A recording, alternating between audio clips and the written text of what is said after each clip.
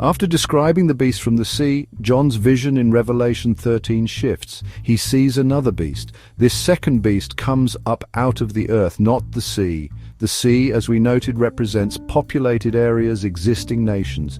The earth, in contrast, suggests a new power arising in a relatively unpopulated or new territory. This detail is crucial for identifying this prophetic entity.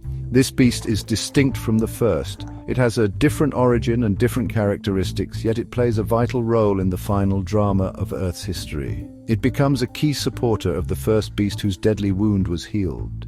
This beast from the earth had two horns like a lamb, yet it spoke like a dragon. The lamb-like horns are very symbolic. Lambs are gentle creatures. In Christian symbolism, a lamb often represents Christ or Christ-like qualities. These horns could represent youthfulness, innocence, or peaceful principles. Many scholars believe these two horns symbolize the founding principles of this new nation's civil and religious liberty. These are principles of republicanism and Protestantism, which advocate for freedom of conscience and government without a king. However, the prophecy warns that despite its lamb-like appearance, this beast will eventually speak like a dragon. A dragon in prophecy represents Satan or powers that operate under Satan's influence, characterized by persecution and coercion.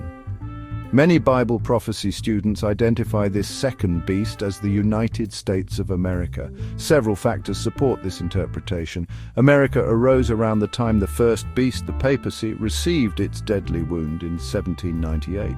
The United States declared its independence in 1776 and adopted its constitution in 1787, establishing itself as a new nation. It emerged not from the warring nations of the Old World, the sea, but from a sparsely populated continent, the Earth. It was founded on principles of liberty and justice for all, its lamb-like horns representing its republican form of government and Protestant ideals of freedom. It grew rapidly in power and influence. But the prophecy has a solemn warning. This nation, which began with such noble ideals, will eventually speak like a dragon.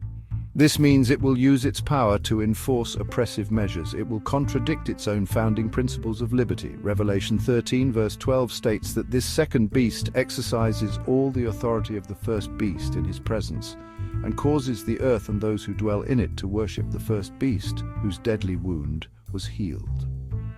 This indicates that America will play a leading role in compelling the world to honor the papacy, thereby enforcing the agenda of the first beast.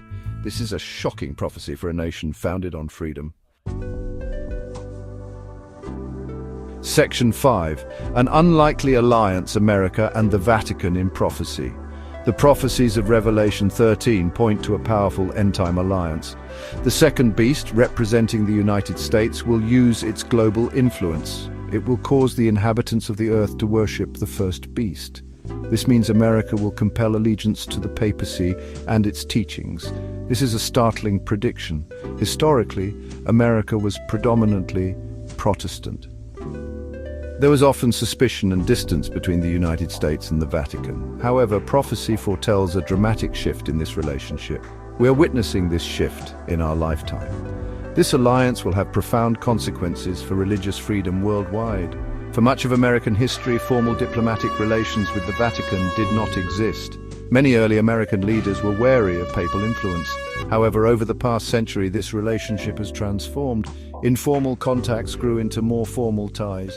In 1984, the United States established full diplomatic relations with the Holy See. Since then, presidents, politicians, and prominent figures have increasingly sought audiences with the Pope. They have praised the Vatican's role in global affairs. This growing closeness is not accidental. It is a fulfillment of biblical prophecy. This cooperation is setting the stage for future events. The prophetic implications of this alliance are immense.